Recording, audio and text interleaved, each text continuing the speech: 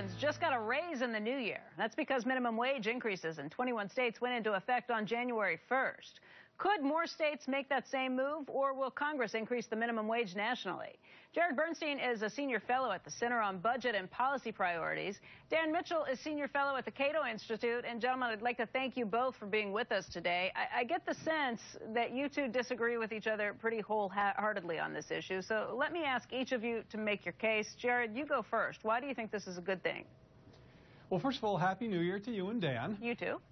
The reason is because this is a simple policy that has its intended effect. One of the problems we've had, as I think you know, we've talked about this before, is that while the economy's been expanding and growing, very little of that growth has reached workers from half of the pay scale. So increasing the wage floor gives them a little bit of a boost. You mentioned 3 million workers. That's what, less than 2% of the labor force. It's worked well, which is why so many states are embracing the change. Dan, it's been around for 75 years, that federal minimum wage. Why do you think it's not effective? Well, first, Happy New Year, although I'm going to have an unhappy reaction to states increasing their minimum wages because some people are going to be thrown out of work. It's the simple reality that if a low-skilled employee doesn't have the work skills that justify a wage at X, then guess what? If the minimum wage is X, they're not going to be hired. They're going to be let go.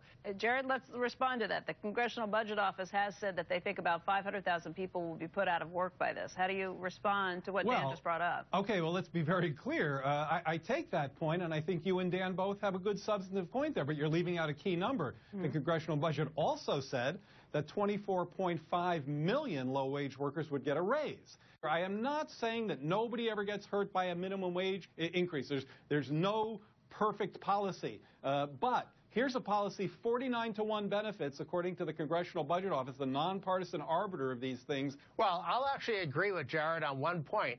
I would much rather have states make these decisions than the central government in Washington. Maybe Jared and I, in the spirit of the new year, can agree that we should get rid of a minimum wage law in Washington and let the 50 states decide what's the best policy. I'll still argue that government shouldn't be interfering with the right of consenting adults to sign labor contracts. I'll meet you at least halfway, which is I agree that this movement towards states setting their own minimum wages, and even some cities, makes sense in part because price differences are really quite dramatic across the country. The cost of is very different. Exactly. Very different in Seattle than, say, in Mississippi. However, you do need a federal floor. Yes, I do like the state variation, but I also think we need a higher federal level, as does the president, so that the states don't get too far apart from the federal floor.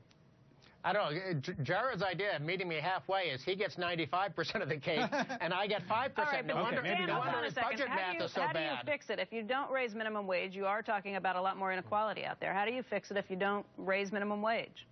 I think we need fast economic growth. We need the kind of policies we had in the 80s under Reagan and the 90s under Clinton, where the aggregate burden of government was reduced. Obviously, not all policies moved in the right direction, but when on net, government was becoming less of a burden on the private sector, we had fast economic growth, we had lots of job creation, and in many, many states and cities around the country in the 80s and 90s, the entry-level wage was higher than the official minimum wage. That's a great result that Jared and I would both be happy about. Gentlemen, I hate to cut you both off. We are out of time, but fortunately 2015 is still young. We'll have both of you back to talk about it again, but thank you for your time today. Sounds good, Becky.